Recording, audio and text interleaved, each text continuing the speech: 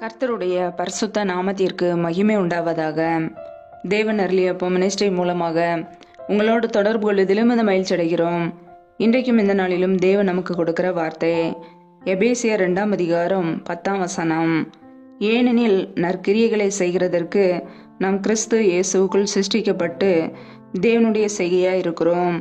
அவைகளில் நாம் நடக்கும்படி அவர் முன்னதாக அவைகளை ஆயத்தம் பண்ணி இருக்கிறார். ஹல்லேலூயா. கிறிஸ்துவுக்குள் பிரியமானவர்களே, கர்த்தருடைய வார்த்தை சொல்கிறது, நற்கிரியைகளை செய்கிறதற்கு நாம் கிறிஸ்து இயேசுவுக்குள் சிருஷ்டிக்கப்பட்டு இருக்கிறோம் என்று.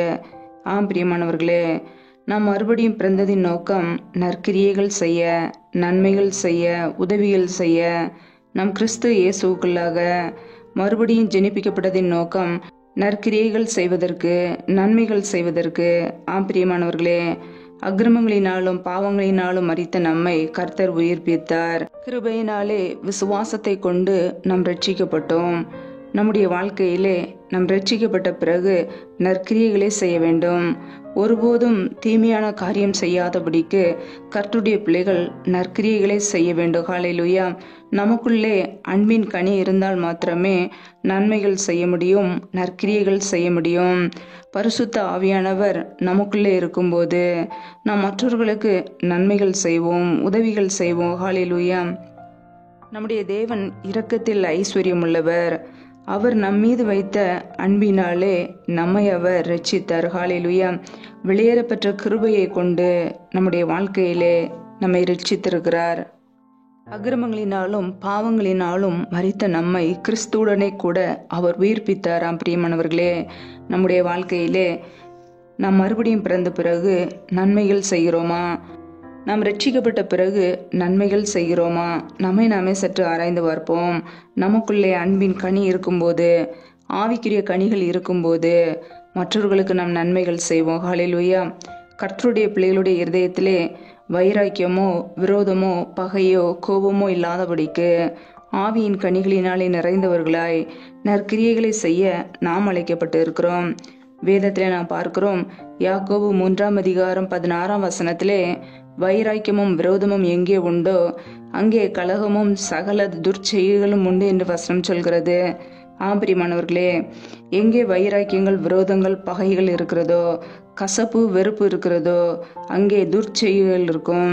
இன்றைக்கு ரட்சிக்கப்பட்ட பிறகும் துர்ச்செய்கள் வருவதற்கு என்ன காரணம் என்றால் பகைகள், விரோதங்கள், வைராக்கியங்கள், சத்ருவானவனுக்கு இடம் கொடுப்பதினாலே. கர்த்தருடைய பிள்ளைகள் பழைய சுபாவங்களுக்கு, பழைய மனுஷனுக்கு ஒருபோதும் இடம் கொடுக்காதபடிக்கு புது சிருஷ்டியாய் இயேசு கிறிஸ்துவுக்குள்ளாக ஆவியின் கனிகள் நிறைந்தவர்களாய் நாம் இருக்க வேண்டும். ஹல்லேலூயா.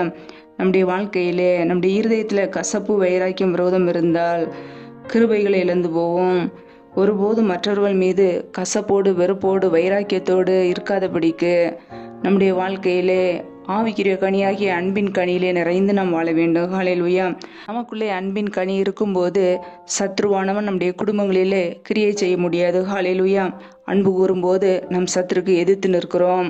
ஆனால் இருதயத்திலே பகை, வைராக்கியங்கள், விரோதங்கள், சண்டைகள், இப்படி ஏதாவது மாம்சத்தின் கிரியைகள் இருக்கும் என்றால் நம்முடைய குடும்பங்களிலே சத்ருவானவனுக்கு நாம் இடம் கொடுக்கிறோம்.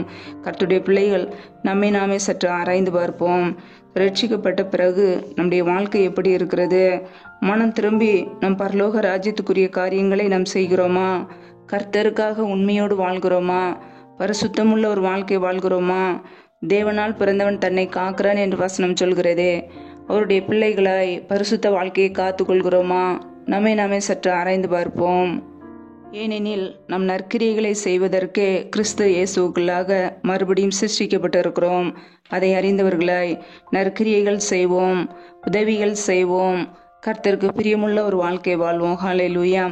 கர்த்தர் தாமே இந்த வார்த்தையின்படி உங்களை ஆசீர்வதிப்பாராக. ஆமேன். நம்மை நாமே அவருடைய சமூகத்திலே தாழ்த்தி அர்ப்பணித்து ஜெபிப்போம். ஜெபம். எங்களை அதிகமாக நேசிக்கிற எங்கள் அன்பின் பரலோக பிதாவே, மை துதிக்கிறோம், ஸ்தோத்திரிக்கிறோம். அப்பா, இந்த நாளிலும் கூட உடைய வார்த்தைகளோடு எங்களோடு பேசினீரே, அதற்காக உமக்கு ஸ்தோத்திரம், ஸ்தோத்திரம், ஸ்தோத்திரம். ஒவ்வொரு நாளும் கண்ணின்மணி போல எங்களை பாதுகாத்து கிருபையோடு ஜீவனோடு வைத்திருக்கிறீரே, உமக்கு நன்றி, நன்றி, நன்றி. ஒவ்வொரு நாளும் உண்ணவும் உடுக்கவும் தங்குவதற்கு இடமும் கொடுத்து எங்களை பாதுகாக்கிறவரே பராமரிக்கிறவரே நம்ம துதிக்கிறோமாப்பா. இப்பொழுது உடைய சமூகத்திலே தாழ்த்தி அர்ப்பணித்து ஜெபிக்கிறோம். யாரெல்லாம் இணைந்து ஜெபிக்கிறார்களோ ஒவ்வொரு குடும்பங்களையும் உடைய கரங்களிலே அர்ப்பணிக்கிறோமாப்பா. ஒவ்வொரு குடும்பங்களையும் ஆசீர்வதிப்பீராக. பிள்ளைகள் செய்கின்ற வேலைகள், தொழில்கள், வியாபாரங்கள் எல்லாவற்றையும் ஆசீர்வதிங்கப்பா.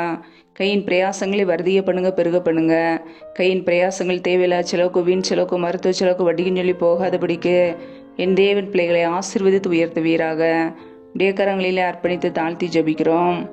எந்தெந்த குடும்பங்களிலெல்லாம் திக்கற்ற பிள்ளைகளாய் தனிமையோடு வாழ்கிறார்களோ, கணவரால் கைவிடப்பட்ட ஒரு சூழ்நிலையிலே யாருமே இல்லாமல் கண்ணீர் வடிக்கிறார்களோ, என் தேவன் அவர்களுக்கு மனம் இறங்குவீராக.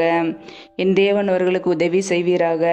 என் தேவன் ஆசீர்வதிங்கப்பா. திக்கற்ற பிள்ளைகளுக்கு நிறைய சகாயர் உதவி செய்யுங்க. பிள்ளைகளுடைய தேவைகளை சந்திங்க, பண தேவைகளை சந்திங்க, சூழ்நிலைகளை சாதமாக மாற்றி கொடுங்க. உடைய கரங்களில் அர்ப்பணிக்கிறோம். யாரெல்லாம் வேலைக்காக ஜெபிக்கிறார்களோ வேலை இல்லாத கஷ்டங்களை என் தேவன் நீக்கி போடுவீராக. வேலை காரியங்களில் இருக்கிற தடைகளை முற்றிலுமாக நீக்கி ஆசீர்வதிங்கப்பா. என் தேவன் தடைகளை நீக்குகிறவர். பிள்ளைகள் வாழ்க்கையில் உள்ள தடைகளை நீக்கி ஆசீர்வதிங்க. எந்தெந்த குடும்பங்களிலெல்லாம் கர்ப்பத்தின் கனிக்காக பல மாதங்களாக கண்ணீரோடு பாரத்தோடு ஜெபிக்கிறார்களோ என் தேவன் பிள்ளைகளுக்கு உதவி செய்யுங்க. நம்முடைய கரங்களில் அர்ப்பணிக்கிறோம். அண்ணாலை ஆசீர்வதித்த தேவன் பிள்ளைகளையும் ஆசீர்வதிங்க. பழிகு பெறுகிற கிருபைகளெல்லாம் நிரப்புங்கப்பா. நம்முடைய கரங்களிலே அர்ப்பணிக்கிறோம். ஒவ்வொரு குடும்பத்திலும் அப்பத்தையும் தண்ணீரையும் ஆசீர்வதிங்க. சத்துரு கொண்டு வருகிற போராட்டங்கள், பிரச்சனைகள், தீமைகள், மரண பயங்கள், இருளின் அதிகாரங்கள், ஆபத்துகள் எல்லாவற்றுக்கும் விலக்கி எங்களை பாதுகாத்துக் கொள்ளுங்கப்பா. உடைய ரத்த கோட்டைகளை எங்களை அர்ப்பணிக்கிறோம். இந்த இரவு நேரத்தில் இன்பமான நித்திரை கொடுங்க. நல்ல சொப்பன தரிசனங்களை வெளிப்படுத்துங்க. வரப்போகிற காரியங்களை குறித்து எங்களோடு பேசுங்க. அதிகாலையிலே எழுந்து உடைய சமூகத்திலே காத்திருக்க புது கிருபையில பெற்றுக்கொள்ள எங்களை அர்ப்பணிக்கிறோம். எங்களை பாதுகாத்துக் கொள்ளுங்க, ஆசீர்வதிங்க. உடைய ரத்த கோட்டைகளை அர்ப்பணிக்கிறோம். உடைய கிருபைகளை அர்ப்பணிக்கிறோம். உடைய ஆளுகைகளை அர்ப்பணிக்கிறோம்.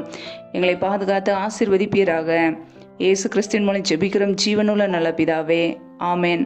கர்த்தர் தாமே உங்களையும் உங்கள் குடும்பங்களையும் ஆசீர்வதிப்பாராக. ஆமேன். Thanks for watching. Please subscribe our channel. Click the like and share. Click the bell. God bless you.